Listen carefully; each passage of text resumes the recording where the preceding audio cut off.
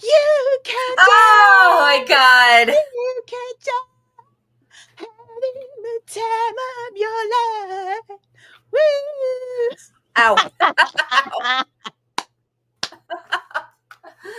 Next time I'll put my crown on. Hello, everybody. Hope you're all got your bell bottoms on. Ooh. Serving up some fondue and rumaki. This is Book versus Movie, the podcast where we read books that have been adapted into movies, and then we try to decide which we like better, the book or the movie. I'm Margot P. of coloniabook.com, and this is my good friend and co-host, Margot D. of Brooklyn Fit Chick. Hi, everyone. I always wanted to be Blonde ABBA. That's what I always called her when I was a little girl, Blonde ABBA. For all those listening to the podcast, Margot is wearing a fabulous blonde wig right now. And I put on a crown, but it's messing up with my hair. So that's staying on. So we are celebrating, though. It's the last episode of March for musicals in March. And what a way to enter spring than this movie. I mean, what's better? I know. What's better? This is exactly what we all needed right now. Now, if you're wondering if Mamma Mia was based on a book, it's not. Some argue that a songbook. Some argue that it was stolen from an existing movie, and we'll talk about that in a little bit. Or it was developed into a musical. We could say that we're looking at the movie adaptation of the musical, which the script is called the book, and so it counts. Okay, it does count. We need ABBA right now, so just it's fine. But it doesn't break the rules here, because here at Book versus Movie, even though we say book, we try to give you a brand new episode every single week. And that means we actually will consider it really is a movie adaptation. As long as there's some kind of original source that we can point to, whether that's an album or a song or fiction, nonfiction, a magazine article, we will consider it, as long as there's some original source that is inspiring, that has been adapted into a film, and the film is streaming on a major platform, and the source material is something we can easily get our hands on. It's on the table. Now, we are wrapping up musicals in March. Coming up, we have mysteries in May. Some other little fun things we've got planned, and then just our, regular programming where we just do movie adaptations. That's what we're going to be doing for all of April. We are constantly looking for new suggestions. So if you have ideas for movie adaptations that we can cover in the future, if you want to meet other listeners of this podcast and interact with us, there's a few places where you could do that on the internet. Be sure to, first of all, if you're listening to the podcast, be sure to subscribe. That way you'll never miss an episode. But just on social media, we do have a basic Facebook page. Be sure to like it. The episodes are posted there right away. But we're much more interactive in our private Facebook group. So you type in Book vs. Movie Podcast Group in Facebook and ask to join. We have a couple of posts there that cover all the episodes we've done before, and also all the suggestions that people have in the future. Also, we just talk about books and movies there. It's a nice place to hang out on Facebook. That's the way we like it. That's the way we keep it. Other places are Threads, Instagram, and Blue Sky. And at those places, you spell out book versus and then movie. Once again, just give us those suggestions. And our email, we have an old-timey email, bookversusmoviepodcast@gmail.com. And if you would like some stickers, email us your address, and wherever you are on the planet of Earth, one of us will get those stickers out to you. We both have a stack of them.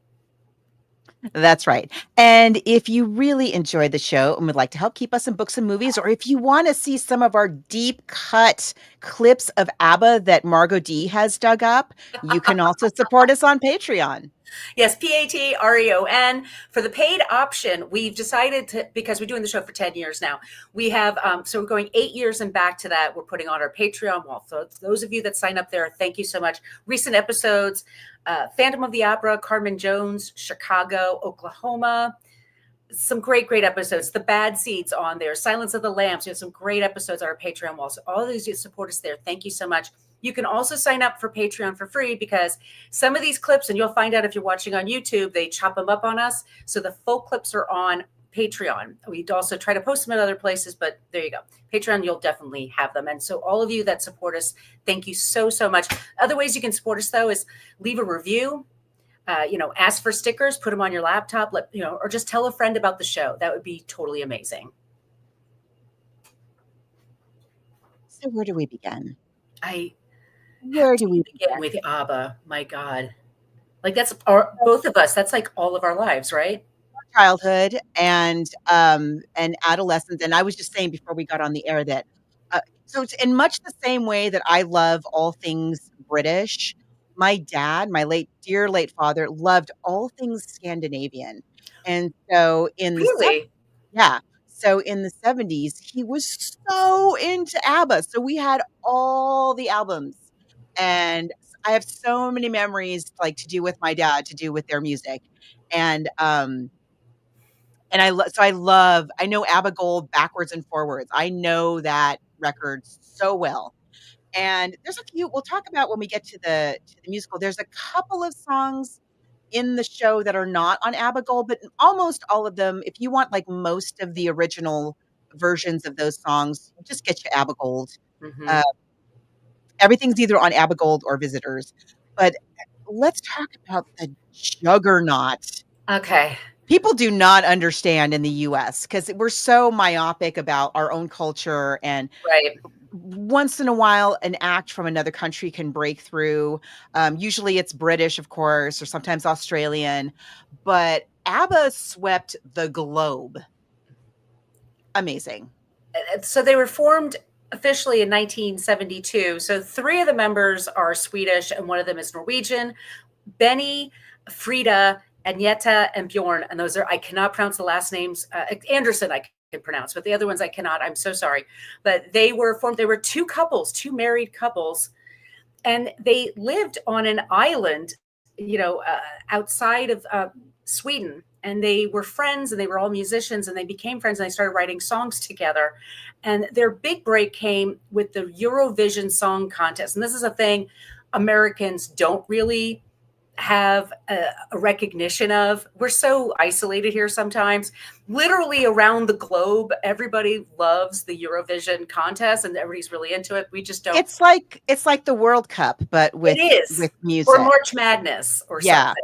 And we should say, like, before this, even leading up to this, and I think one of the reasons that was so successful for them, it was Waterloo, right? That they did Oh yeah, we the got it. Eurovision, right? So, but leading up to that, Bjorn and Benny, I always get them mixed up. I Bjorn do and too. Benny, worked together. They were all kind of involved in this rock and folk scene that was going on at the time. Bjorn and Benny kind of crossed paths a few times in various groups that they were in. Agneta, who I'm dressed up as today, aka Blonde Ebba, I'm she Frida. she she had a massive hit when she was 18 years old that she had written herself. So she was already like a star by the time she got involved with the guys and Frida. And so they all of this is to say they had much like they're like just think like Swedish Fleetwood Mac.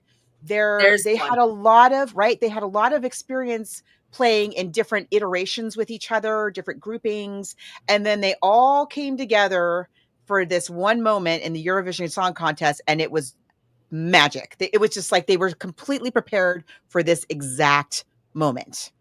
Right. And so that's 1974. So for 2 years, they did have a song called Sing Sing, I think it's called. Mhm. It was their hit. They Uh, wrote in Swedish and they wrote in the their mother tongue. yeah, yeah. Their Their song, own language. Imagine and they didn't understand. They had to learn English like on the fly, basically. phonetically. Yeah. Yeah, and so they spelled Mhm. things out phonetically. So their first song was called Ring Ring, I think it's actually Ring Ring. Sorry. And Neil Sedaka, they gave the song to Neil Sedaka, and he's the one who wrote out the English version of that song for them to sing. So they were, like Margot said, it was phonetically. So Waterloo, like the way they sing it, I had different lyrics altogether because I had to read it like, oh, they're saying it this way versus that way. The pronunciation. Look, that's way better than my Swedish will ever be. I mean, I'm not judging at all. But they go to Eurovision and they have Waterloo.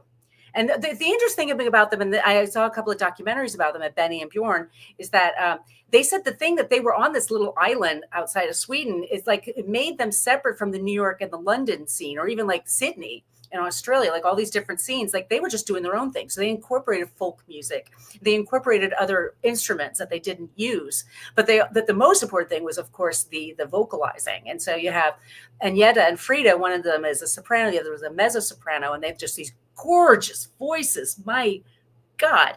And so they had all this different instrumentation. So they were just different. And so that was part of their thing. And also part of their thing was just the wardrobe. Like they just thought like, well, if we're going to be rock stars in the 70s, let's dress like rock stars in the 70s. So they were not going to wear jeans and t-shirts or, you know, prairie get drowned dresses or something like that, you know, like what girls used to do. They were like, let's get dressed up. And so that was just a part of it for them. They just didn't know what other people were wearing or doing. They were just doing their own thing. I want to mention too, it just occurred to me that I know the costumes, next level. And we'll play the Waterloo clip in a minute where they're wearing these tunics with the Warhol cats on them and the go-go boots, and it's amazing. But this was also a time, at least here in the US, and I'm sure in Europe too, and we've talked about this many times, the era of the variety show, where for some reason, like if you had any kind of an artist, like a John Travolta, say, or the cast of the Brady Bunch, yeah, who were talented in one area of the arts, like acting, they were suddenly expected to also sing amazing and dance amazing. And they were put through their paces and share, you know, just the Mandrell sisters and on and on and on. Liza Minnelli. Well, Goldie Hawn could dance. I mean, she was actually, yes. And they, as we'll talk about, and we'll get to this in the movie too, like they're not all amazing singers and they're certainly not all amazing dancers. And I got to say, ABBA, like if you watch them, like somebody who's an amazing singer, just because you're a super good musician, doesn't mean you necessarily have a great sense of rhythm in your body and can dance. Right. And they really can't dance. I'm sorry, they cannot. No, but choreography is like its own kind of art. It's own kind of thing. I don't know who does their choreography, but they make the most of every single thing that each of these people can do. And they set with the camera movements and everything. And the outfits are doing a lot of the heavy lifting, right? And their voices obviously are doing a lot of the heavy lifting. It's all working for me. Like, I don't even care. I don't care that you can't do a death drop in the splits and like, you know, you're not like the Britney Spears of the world. Like that's a unicorn. There's so few of them that can do all of that. I love like just the whole, you're right. The style element of them was so important. I think, especially in the US to their success here, that it got people's attention. Yeah, it just made them a little bit different. And they were doing videos when other people did videos, they would just go to a studio, a soundstage, and just lip sync to what they were doing. And pretend they were performing the song and not like act it out at all. They would act out the song, you know, and then the faces obviously were always constantly turning towards one another. I mean, I just love that stuff. I remember that one song, Mamma Mia, they dropped their little, they I don't know. It worked for me. You also had two couples. I mean, when does that ever happen? I mean, it's just, and they're all Fleetwood Mac. Exactly. Look what happened. And the other thing, like another thing that's appealing, like the Fleetwood Mac, is they also wrote songs about relationships. And all their own relationships too, which we'll talk about when we get to the end of their career. They only had 10 years, and bands normally only have 3, 4, maybe 5 years tops. I mean, it's a very rough business to be succceul in. Touring and all of that. Ugh. All that stuff. And so let's play. Can we play the first, the Eurovision? Thank you. Eurovision. And we should say, by the way, if you're watching this on YouTube, I'm going to just apologize now because I'm pretty sure they're not going to let you see any of these clips on our broadcast. But you can follow us find on them. the socials. Yeah, they're all from YouTube, or go to our Patreon. They're all there. Okay, hold on. Here's Waterloo. Most of the world seeing ABBA for the very first time on Eurovision Song Contest.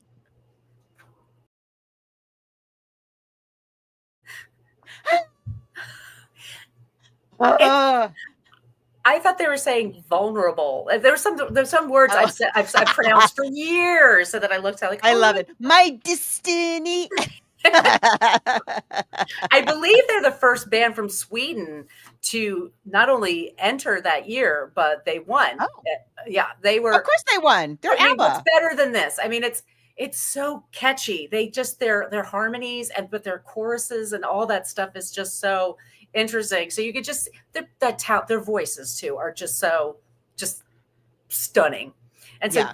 they win, and then it becomes this huge single. And so they just go back to the studio and they just start, they're releasing records and all through the 70s, like every year or so. And they would tour constantly. And they were so popular in certain countries, like in Australia, and all of our Australia listeners will tell us this.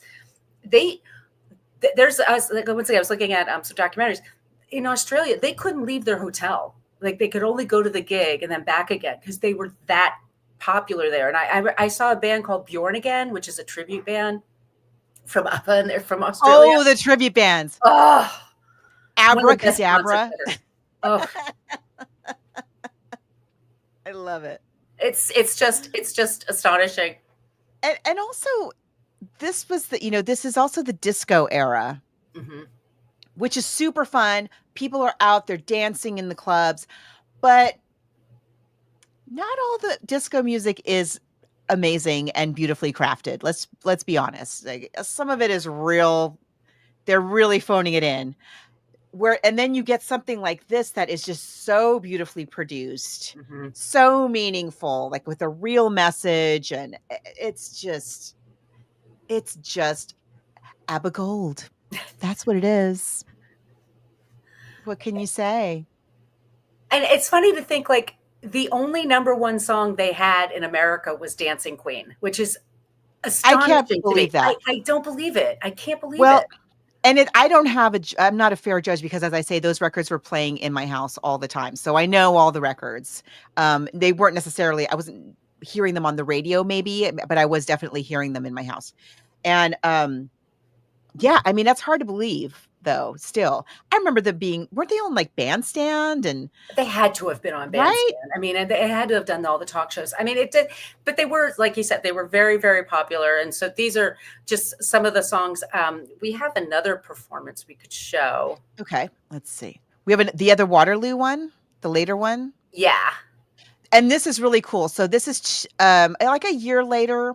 They're mega global stars at this point, and you can see like how they're already like dialing up the style even more. Like they're pretty good at Eurovision, but this is another level. So yeah. Check this out.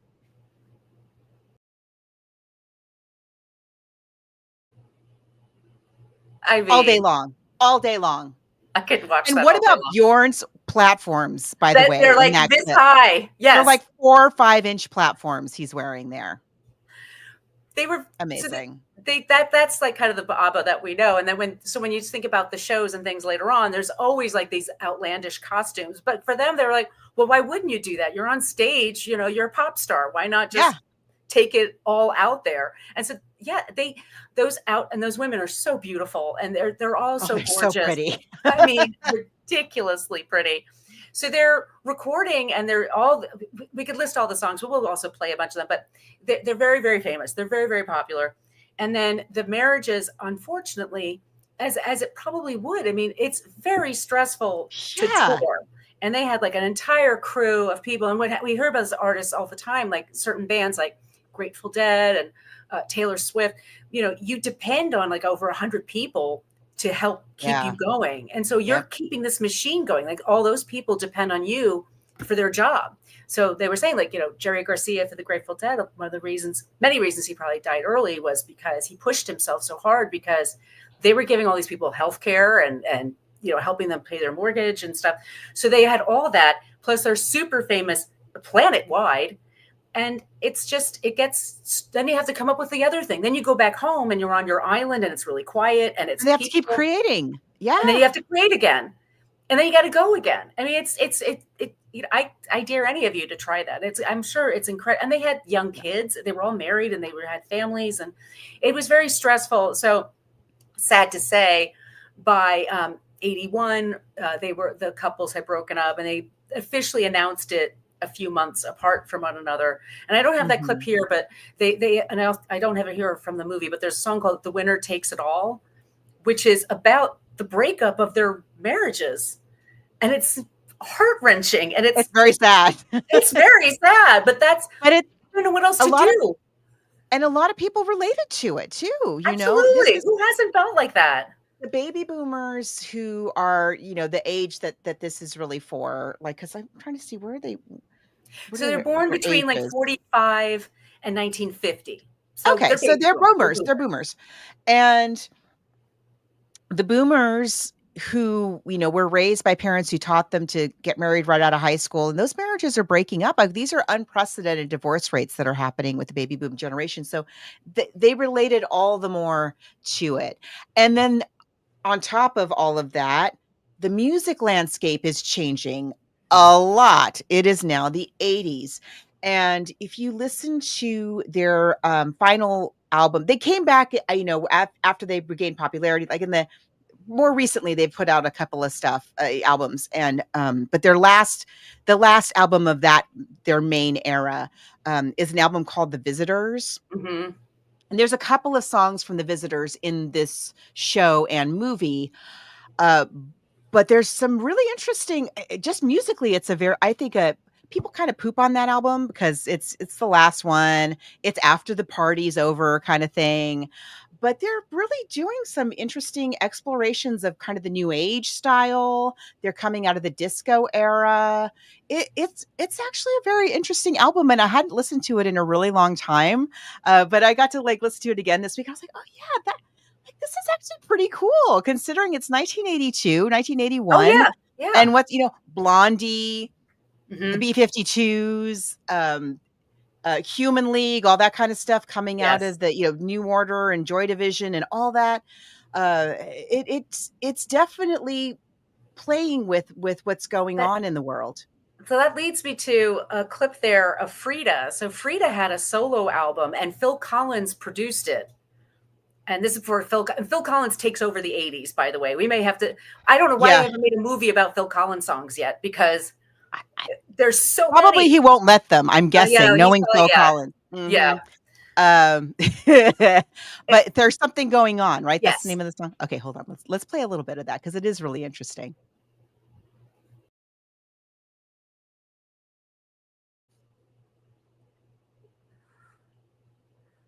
It's really good. That's early MTV. I remember this video and this song. Oh, I vividly remember it. Yeah, and that's all. I love that, like, new wave videos that came out at the time, Human League and all that stuff. They all had a whole plot around them, and they were acting. And so there's Frida. They were in the 80s, and then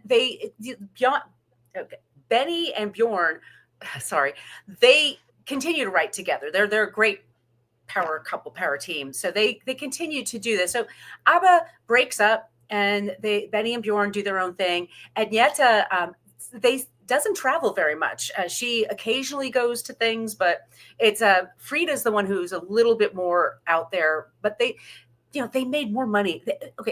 It's estimated they've sold between 185 million and 300 million. I'm saying no, it's way more than that. There's no way. Not between the time that it happened and this musical, which I had no idea was how popular it was. I forgot. Same. For 20 years. Yeah. So let's fast forward into the late 90s, and there's jukebox musicals happening in West End and in New York, and we have Footloose, and Saturday Night Fever was one, and they're starting to mine that material. And then somebody said, well, what about the music of ABBA? What can we do with that? And Benny and Bjorn, they found a playwright named Katherine Johnson, and she wrote the script, and then they came up with a whole idea. So what is this story around? Like, you have to have the story to keep it going. And so the story they chose is that it's a mother and her daughter, and the daughter's getting married, and she invites 3 men because one of them has to be her father because they all had sex with her mother before she.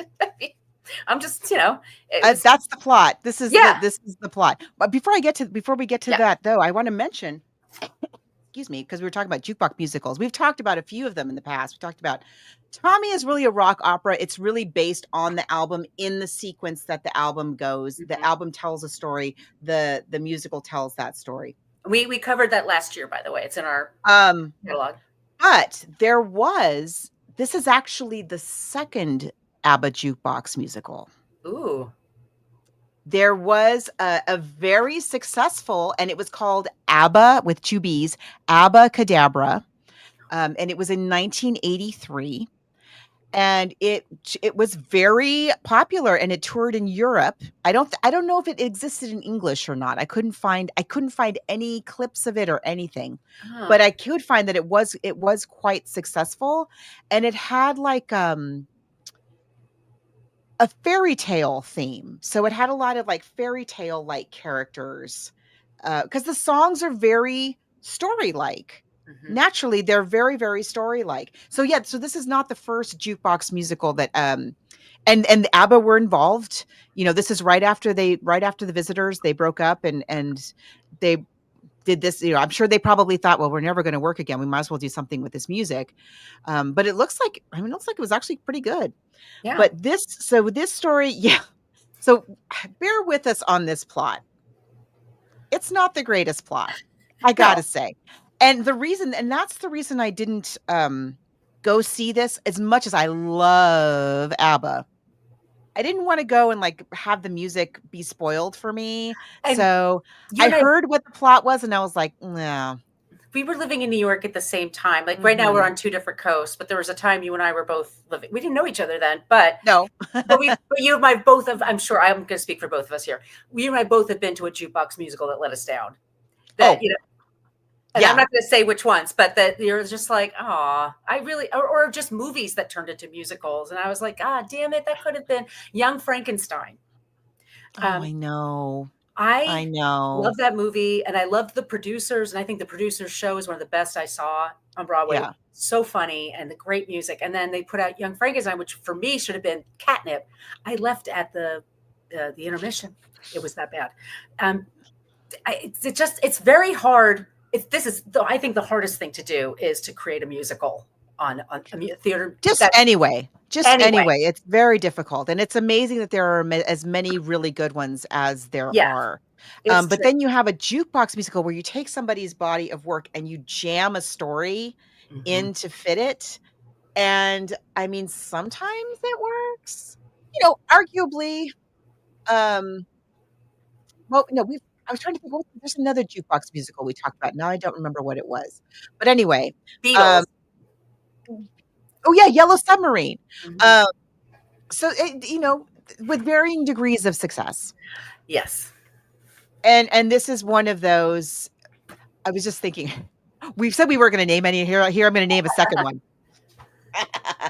one. San Diego, we have 2 big playhouses, the Old Globe and the La Jolla Playhouse, where they try out shows before taking them to Broadway. And a lot of really famous shows originated. Hairspray originated at the Old Globe. Tommy originated at the La Jolla Playhouse. And my husband got invited to go see a jukebox musical of, I think it's called The Heart of Rock and Roll, and it was Huey Lewis. Huey Lewis.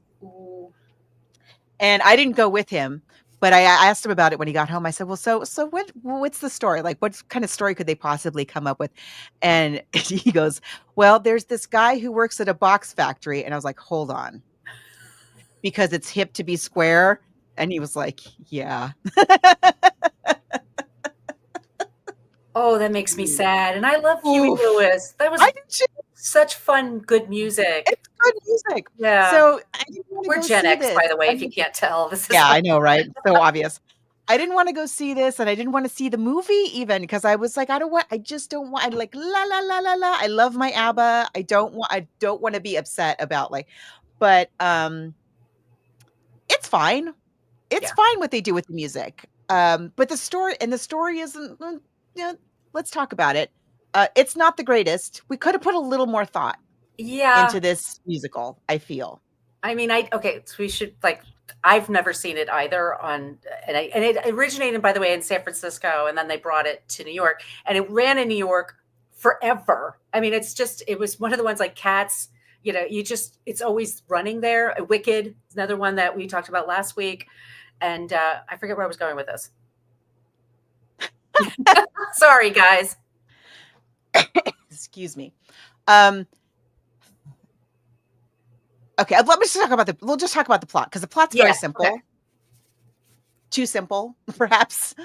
So, young girl, she's 20. She's getting married. That's way young, guys. She can't even drink legally in the U.S. The birdcage. Remember the birdcage we talked about? Yes. Same thing. 20 years old. Thing. Super young.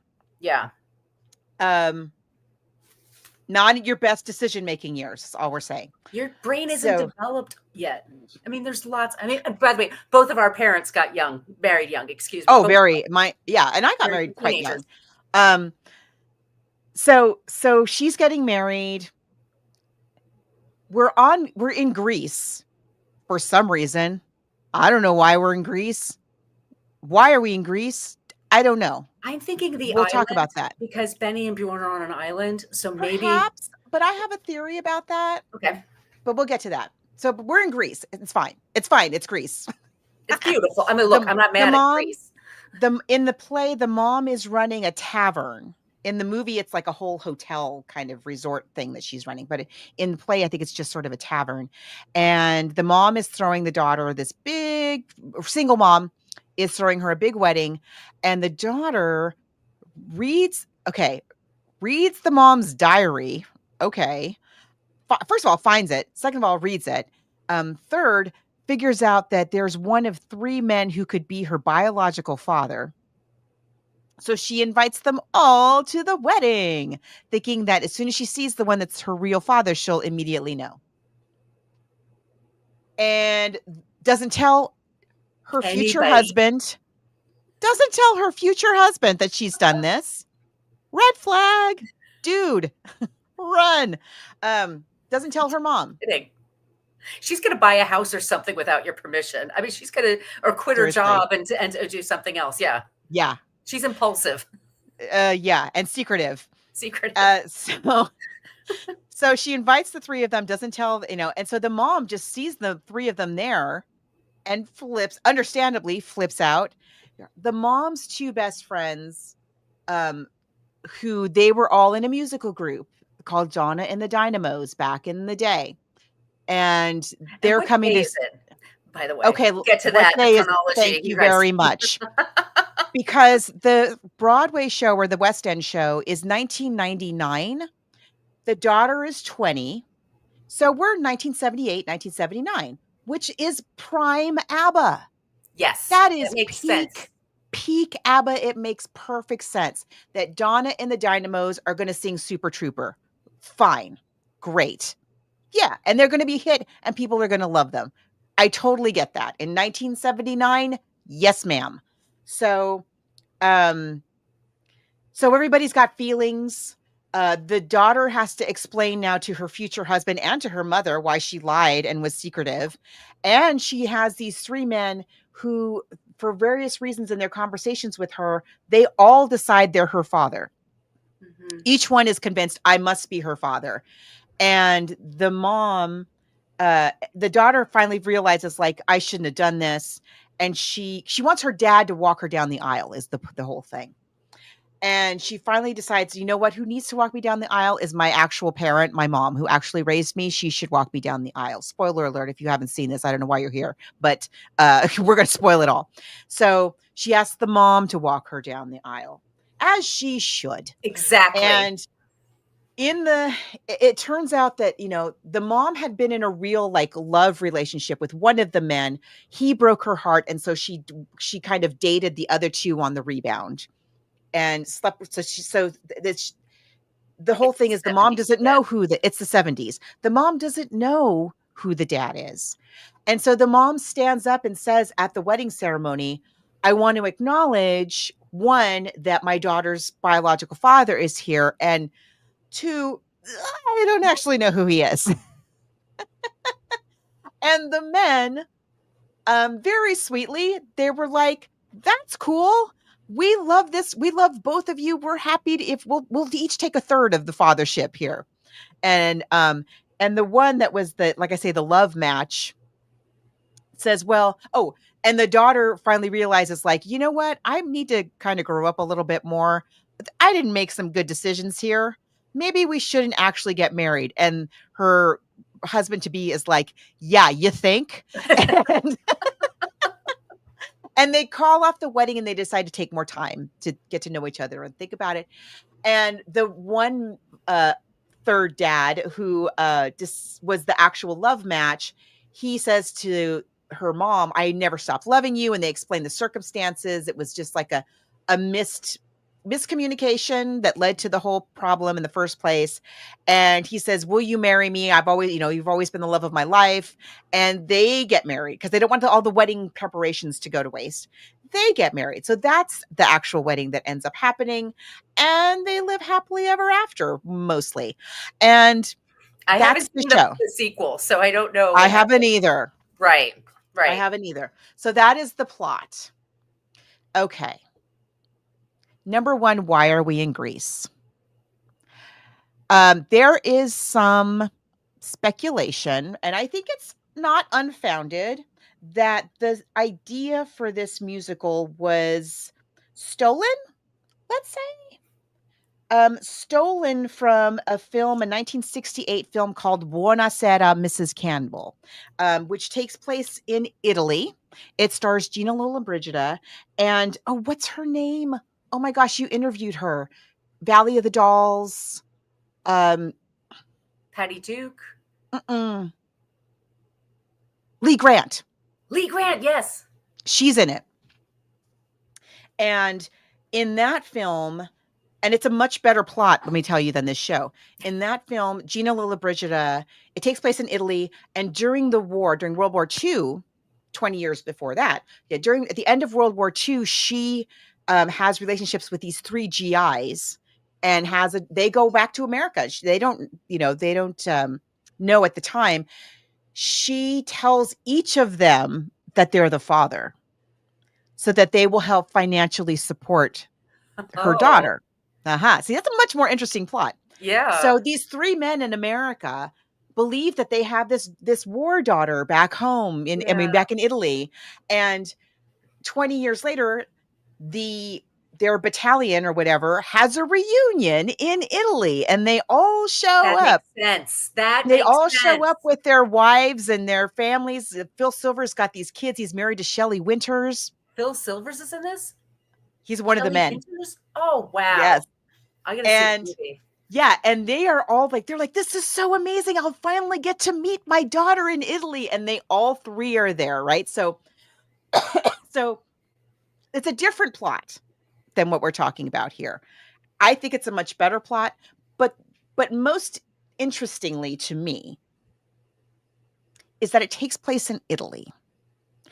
And the name of the song, and the song existed, it's an ABBA song. But Mamma Mia, spelled the way that it's spelled in the song, is Italian. That's an Italian expression. M-A with a double M-A, M-A-M-M-A. That's the Italian spelling of mama. If you're spelling it in Spanish, or if you're spelling it in English for Greek, I've been spelling it's M-A-M-A. Yeah. It's M-A-M-M-A. Show notes. I will fix the show notes. So that to me is very interesting, that it's an Italian expression, that song is. And there's no reason, there's no good reason given for it being Greece. We do all kinds of plot gymnastics to make it fit that it's Greece for some reason. But anyway, she's American, but she's American, or she's some, I don't know if she's British. I'm not clear. Right. But in the original show, because it opened in the West End first. Mm-hmm. In the original show, one of the men is American, one of the men is British, and one of the men is Australian. That makes sense because. So that's also different than the film. So there's that. So that's weird. I'm not going to call it a plot hole, but it's a what? Plot hole, though. It's even in 1999, paternity tests exist. Oh, absolutely. Maury's been doing Who's the Father shows at that point. Do you remember My Two Dads? That was Yeah. that. Yeah, because that was just before. There's also she used to say like in the 80s there was the AIDS crisis, so there was a lot of stuff about safe sex. So I don't know if that would work as well as a plot line. Um, I don't know. People were still having sex, of course, but But it was okay. So yeah, but okay, okay. But let's say it's 1979. 1979, the 1999 is the show. 20 years before, it's yeah, 1978, 79. This is pre-AIDS. Okay, right, fine. right. That's But that's what I meant. Yeah, nevertheless, I mean, I looked it up. DNA. Oh, they used to do blood tests, which weren't the most accurate, but they were pretty accurate, accurate enough that you could tell between three men and easy to get at that test to find out which one is most likely to be the biological father of this young woman, right. if you care Would that much. blood type even also be a part of that? I mean, Absolutely. Yes. right. You have kids. I don't have kids. I don't know. It Like, goes back to it started, they really had the technology going back almost as far as the 1950s. oh, So it was a thing.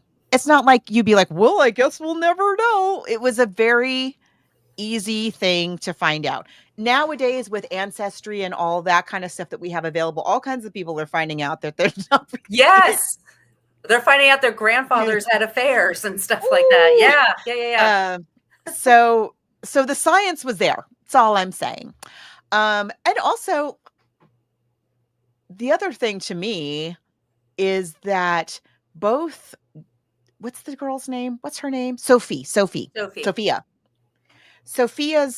Both Sophia's mother and her future husband, Sky, are pretty chill with the fact that she really lied and kept secrets from them. Like, they're pretty easygoing about that. Like, I feel like that's kind of a big deal. No? Isn't I it? think I think she's beautiful. She's an only child. I think, she was adored by her mother, probably raised by a whole village of people. And she's just kind of fanciful, and she gets an idea and she just kind of goes with it and she doesn't get yelled at for it. I don't know. I don't know. Yeah, I don't know. I think like We just don't everybody. Yeah. we don't go very deep is what I'm saying, with the character development here at all. You have these three men, like I say, I forget what are their, I know one's an architect. One's a, let's see. One's like a travel adventure guy, the Australian one. Mhm. He's the adventurous one. And the other one, a banker. The British one Okay. is a banker. That's Colin Firth in the movie. That's Colin Firth in the movie. But like, we don't really learn very much about them. No. Besides that, not really. Like, what was their relationship with them? How did they feel about that? The banker, and then the banker, by the way, when at the end of the musical, when Sam the architect says to her, like, "Oh, I've always loved you. Let's get married." The banker guy is also like, "You're the only woman I've ever loved. I've never been with anybody else." And they were like, "Oh, yeah, too bad about that. I'm going to marry you, Mr. Architect." There's no, what's going to happen to this guy? I don't know. I mean, how they ended in the movie, though, I really like. Yes, me too. I thought that was clever and fun. But then you have Donna, the mom's, her two good friends that were in the Dynamos. They show up, and they also have, like, one's rich and one's like real self-sufficient, I guess we'll say. Mm-hmm. They don't have any kind of character development either. And at the end of the show, the not rich, one of them was married like 3 times. Right. The other one that was never married, she, for some reason, now that we do, just like out of the blue, announces to the Australian adventure guy, like, "I've actually fallen in love with you." Okay. And so she sings "Take a Chance on Me" to him. It's very shoehorned in a lot of places. But it is amazing music. The songs actually, tell you more than the plot or the dot lines. They really are leaning on these songs to tell this story. By the way, let me say, I think they have beautiful lyricists. I think that the lyrics are beautiful. Beautiful. They truly are. Yeah. Yeah, they're special. Yeah. Yeah. So they do, I love the like you said, songs their that they chose. storytelling. Yeah. There wasn't a single song where I thought, why'd they pick this song? You know? And there wasn't also a single, again, I know ABBA Gold, like Same. wake me up in the middle of the night and shake me and ask me like what comes after Waterloo on ABBA Gold, and I will tell you. Um, there was also nothing that I thought, oh, they should have had this song or they should have had that. There's no place in this plot for Fernando. There's just not. No, and I think that's like Sorry. the song. I mean, that's the one that literally gives me goosebumps sometimes I when I'm love listening that to it, song because so it's much. so. I mean, once again, I love that their song. voices are just spectacular, and then just the instrumentation, It's beautiful. the engineering that they do on their records are just. I'm sure they racked and racked their brains to find a way to fit this song in. You know, why didn't you, if you know what, if you had if you put it on a South American island or an island off the coast of Spain or Portugal, Yes, you could have had a Fernando, but okay. yeah, they had. I don't know why we're in Greece. And that's the other thing that makes me mad about this show. It's not a plot hole. It's so we're in Greece. Okay. We have, all we do is say that we're in Greece. There's no like interaction very much with the local folks who live there. Is Sophia's groom, is he a local? I don't think so. It doesn't seem like he is. His name is Sky. Where did you meet him? Where did she meet him? Mm-hmm. Let alone why are we in Greece in the first place? But like, all we see is the mom ordering the Greek people who work for her around and like, get back to work. And, you know, that we're put in this very rich backdrop of Greece and we're not using it at all. I don't know. I don't get it. But this, I mean, they do a good job with it. They do a good job with the songs. I'm not mad at how they use the songs. Right. At all. I think they use them well, and I think they place them well in the music. And I do like, actually, especially in the movie, I like the way they did the end. I was saying, like, especially the first third of it, I felt like they're really cramming the story down our throats in a way that's just really clumsy. But the last third of it, I really liked. They really land the plane. It gets they better really as do. it goes, I think. It does. It does, for sure. It gets better as it goes. Yeah. They're kind of like, let's say about this movie. I mean, it's directed by Felidia. I hope that's pronounce that correct. Felidia Lloyd. She also directs Meryl Streep in Iron Lady, which is the movie I refuse to watch because that's Margaret Thatcher. I can't bring myself. No. I know she's going to be great. I know she's going to be chilling and give me nightmares, but no, ma'am, no. And it's written once again by Katherine Johnson. So it's based on the 1999 musical. We're in 2008, and they shot it in Greece. I mean, it looks spectacular. If anything wants me to beautiful location. Greece, my God, this movie will do it. I mean, they're tan, they're beautiful. Oh my gosh, everybody is so tan, gorgeous, so tan. Yeah, it's just spectacular. So should we start with the trailer? Let's play this trailer.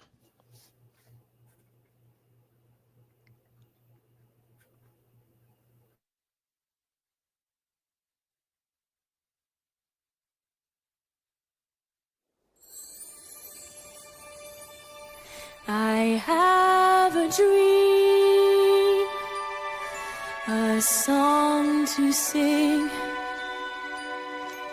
to help me cope with anything. We're here for the wedding. You are expecting us. Oh my God, yeah. Yes. Mamma mia, here I go again. My, how can I resist ya? Mamma mia, does it show again? My, just how much I missed ya. Yes, I know. My, I should not have let you go. Mamma mia, You sound like you're having fun already. my, I should not have let you go.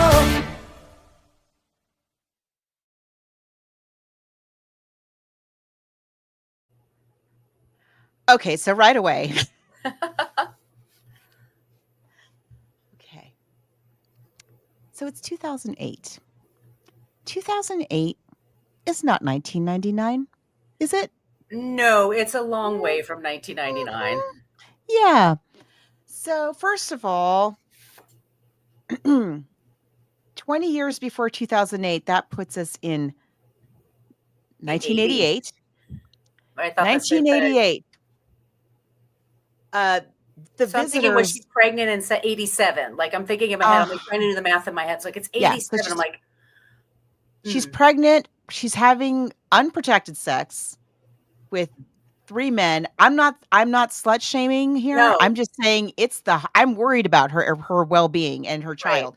It is the zenith of the AIDS epidemic. Globally. So even if she's in Greece, which she is,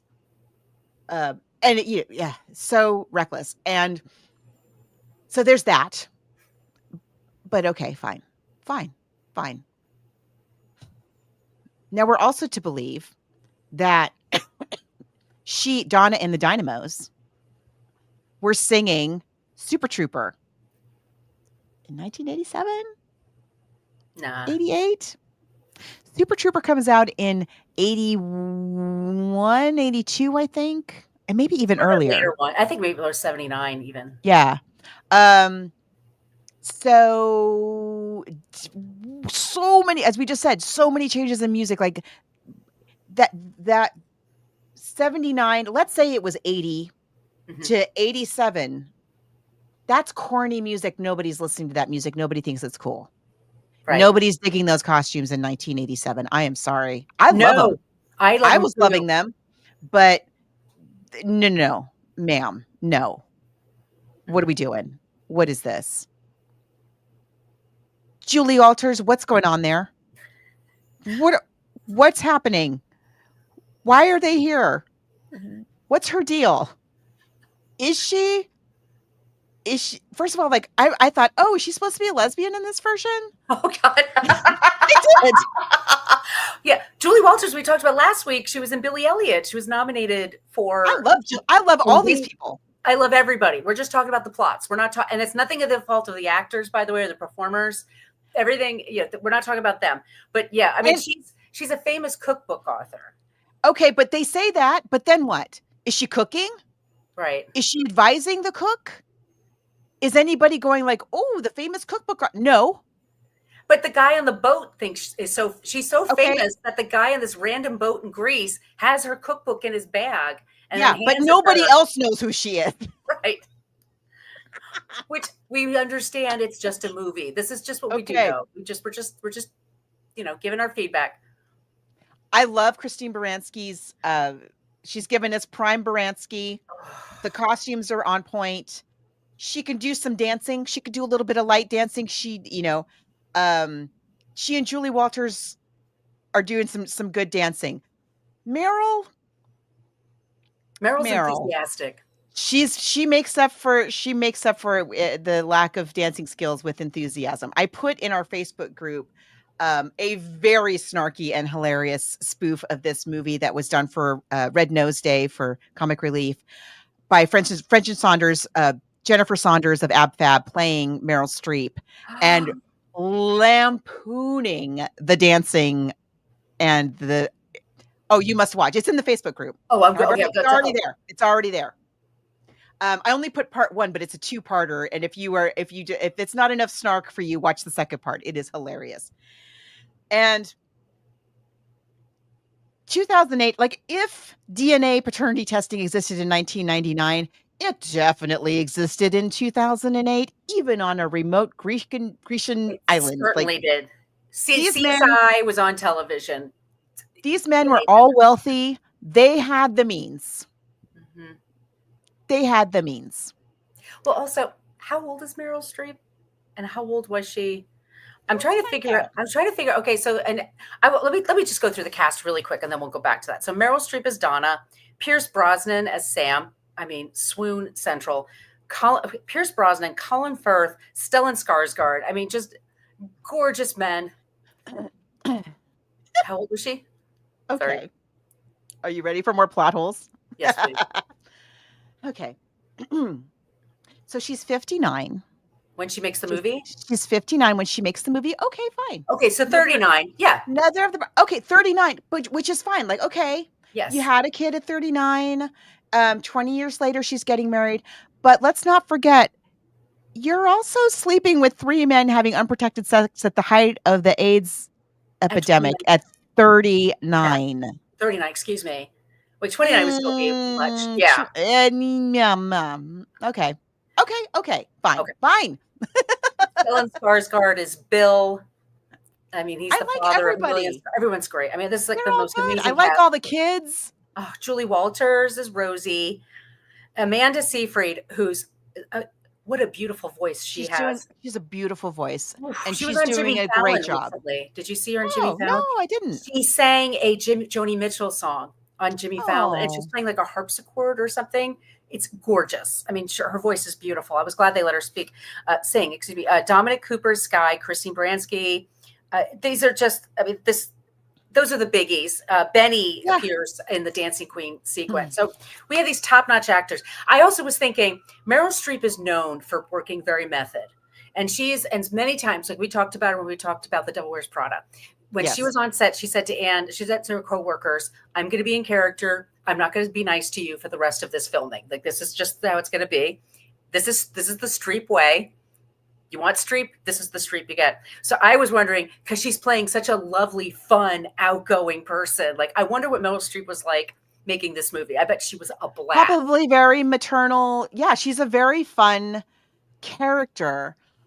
And the location is stunning, as you say. Stunning. It's I just mean, beautiful. God. They have all the sunset shots and the nighttime with the glistening lights, and the beaches are gorgeous, and It was beautiful. cold and raining last night, and it was just the perfect Yeah, thing for it was me. sunny and warm. Ugh.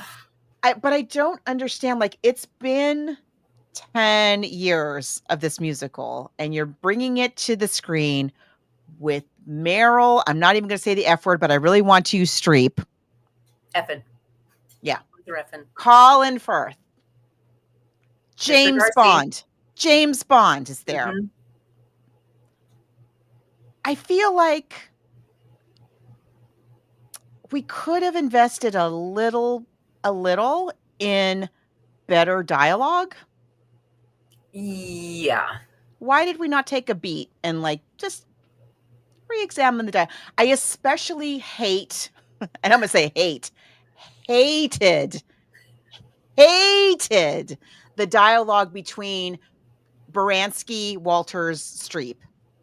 Those scenes, I'm like, who is writing this? Who wrote this? Was it, because isn't it a woman? Yes. Oh, yeah. They're all women.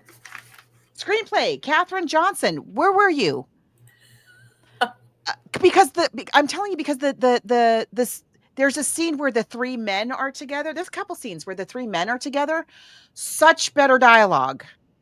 Yeah. So much more interesting than the 3 women. I'm like, what are you even talking about? You're going with the whole 3 women on a vacation thing. You know, girls on a girls trip. You know, like the Real Housewives. Like, they're just gonna woohoo, let's get drunk and let's just have a party. And yeah, there's an element of that. I guess some people are like that, but there's also just talking. Like, you're my friend. I haven't seen you in 15 years. Like, your kid's grown and getting married. Like, wouldn't there be some, you know, how are you? What's been going on? Like, how is this person and that person? And no, I mean, look, this movie is lighter than air. It's cotton candy. It really is. It's not deep. It's not deep. Nobody's asking the probing questions here, for considering that we're dealing with people's lives. Yes. Whether or not one of these people is her father, her biological father, and they all kind of want to be. And she never told them. They had no idea. And they're not upset at all. Right. None of them have, like, any kind of anger or like regret. They're fine. Yeah. And once again, Colin Firth, how do you leave Mr. Darcy out in the cold like that? Nobody cares about him. Nobody cares about Mr. Darcy. Justice for Darcy. Justice for Darcy. What are we doing? And I'm sorry, but James James Bond. I'm not saying I didn't enjoy it. I really did. And I really do love the last third, especially. I think I really enjoyed watching them because they're all really good. They're all pros and they're having fun. Okay. All right. This is one of those gigs you get, like, I'm getting paid to do the most fun thing ever and the most fun location ever. Where am I? I'm there. Who cares? I don't, if it's a good or not, I don't care. Yeah. I'm going to get paid to do this. I'll hang out with great people. And I get it. I would totally do it. Why wouldn't you be in a Meryl Streep movie that's a musical that's as light and fun and Grease? I would. Who says no to that? Nobody. I would totally be completely fine. And the choreography is really good too. I mean, there's. Well, just as with the actual group themselves, we are really some real expert choreographer is coming in here, or team of choreographers are coming in here, and we are maximizing like every limb. Let's go to the next clip. Does your mother know? Yeah, I love this. Prime example. Here we go. Yeah.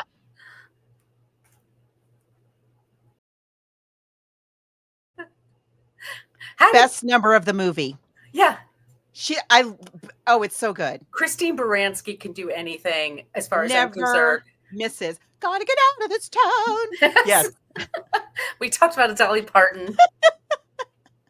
We covered a Dolly Parton song to movie, and she was also in The Birdcage. Birdcage. Yeah, she can dance. She's very theatrical in her movements. I could see a young man having the hots for her. She's like, you totally buy it. Oh, absolutely. I love it. I love this number. I think it's so well done.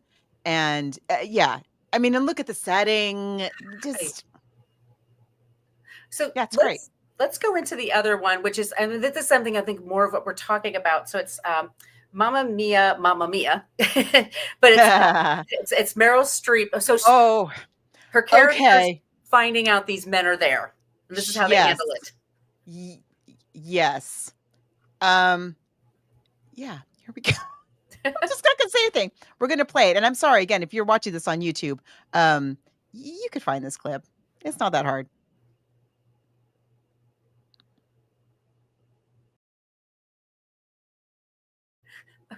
Okay, I'm not mad, but why is Pierce He doesn't have time to dance, Margot. There's no time to dance. She has to climb ladders.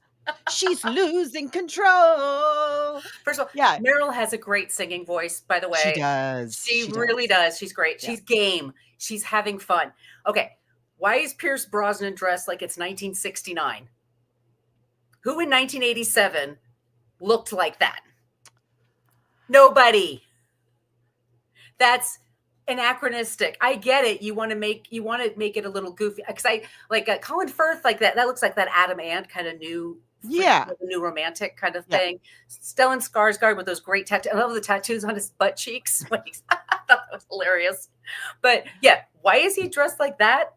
Okay, but then again, I'm not mad at it. I'm just like, it's fine. It's fine. But this is what if you've never seen this movie, this is what it is. Like, it's just one scene going into the other scene, and they wedge the song in there, and then they have dancing around. And that's just the way it is. And I'm not mad at it. And I'm telling you, nor I.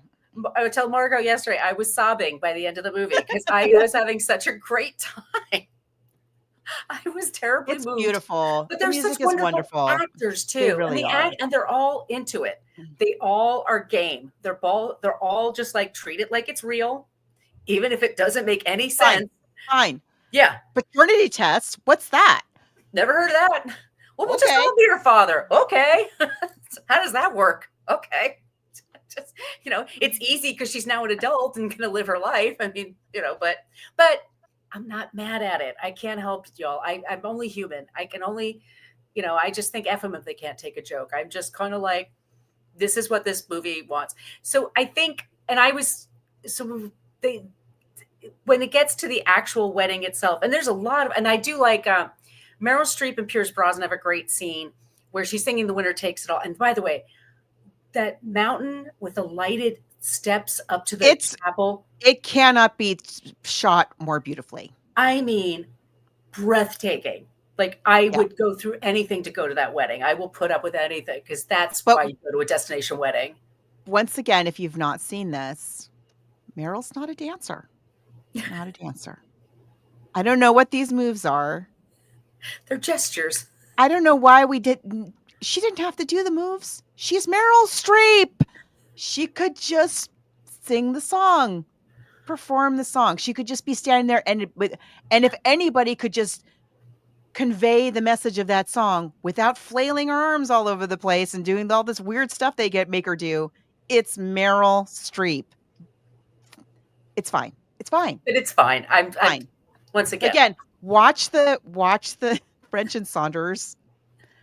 This is like particularly vicious. Her this particular number in that spoof.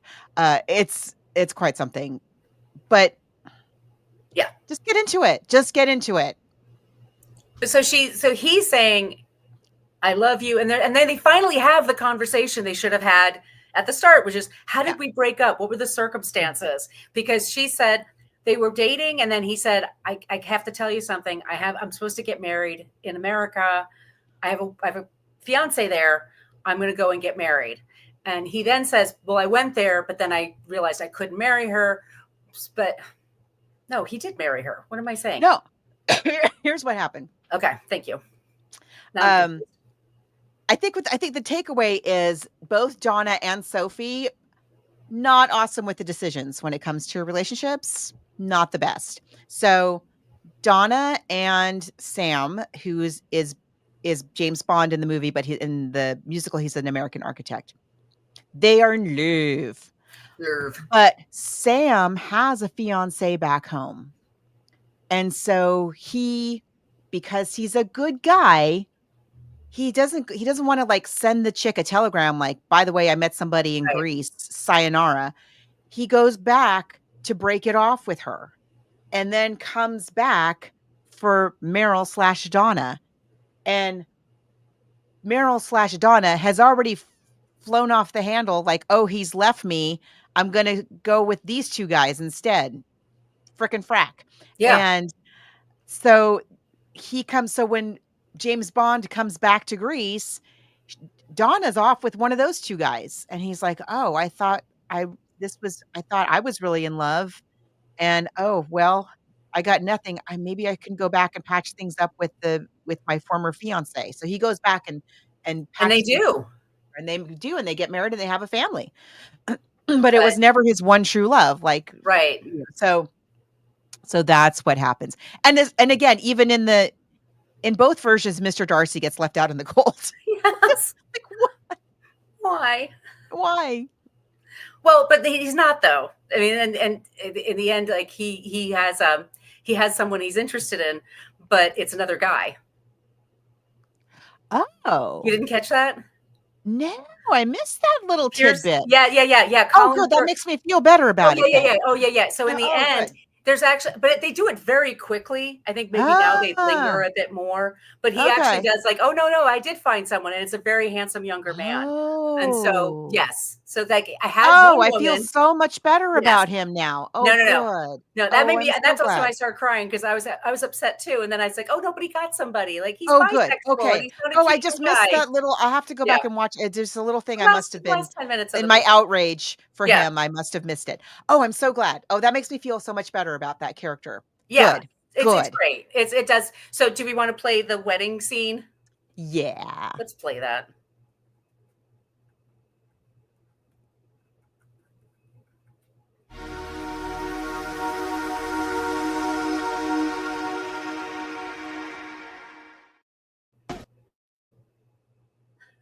Whoopsie. Hold.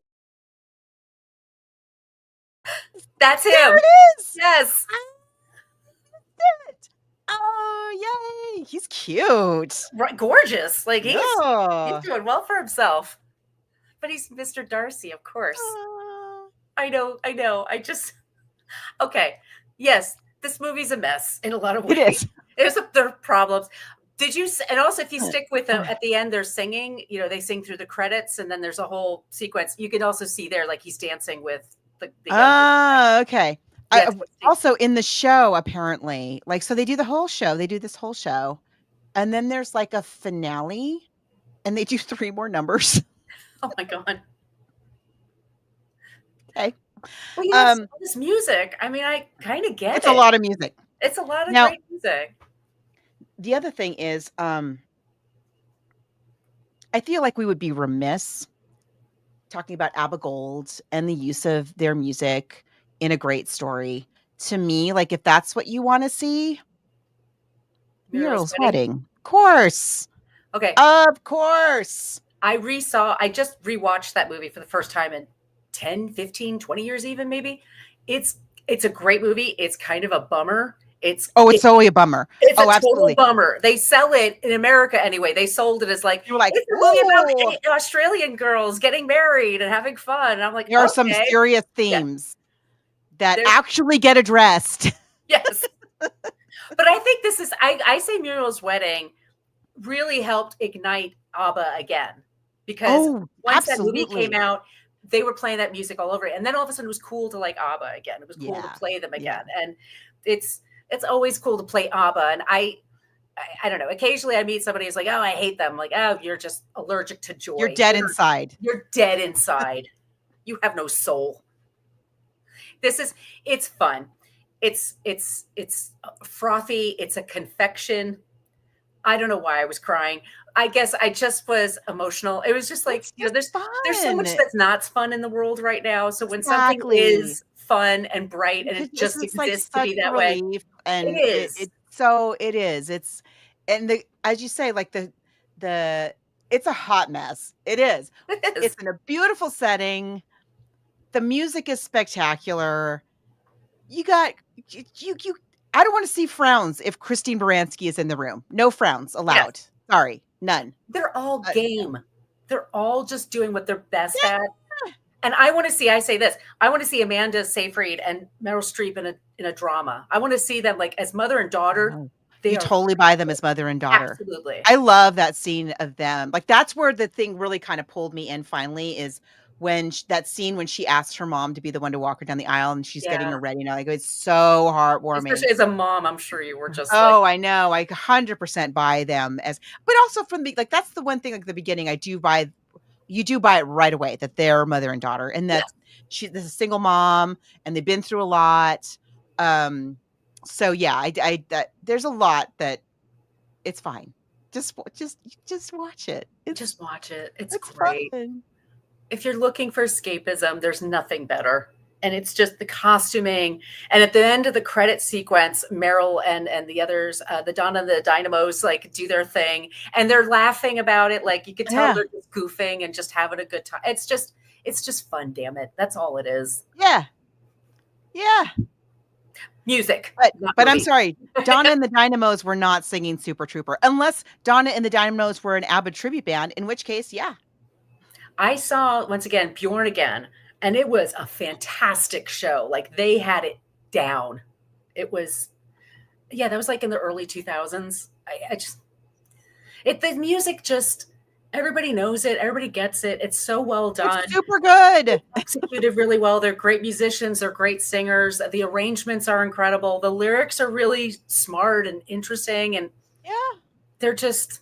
It's frothy and confection, but at the same time, it's really well crafted. I don't know how you do that, but It is. But then they also have they also have songs that are about very real, like Mhm. relationship issues. It's so good. It's really, really good.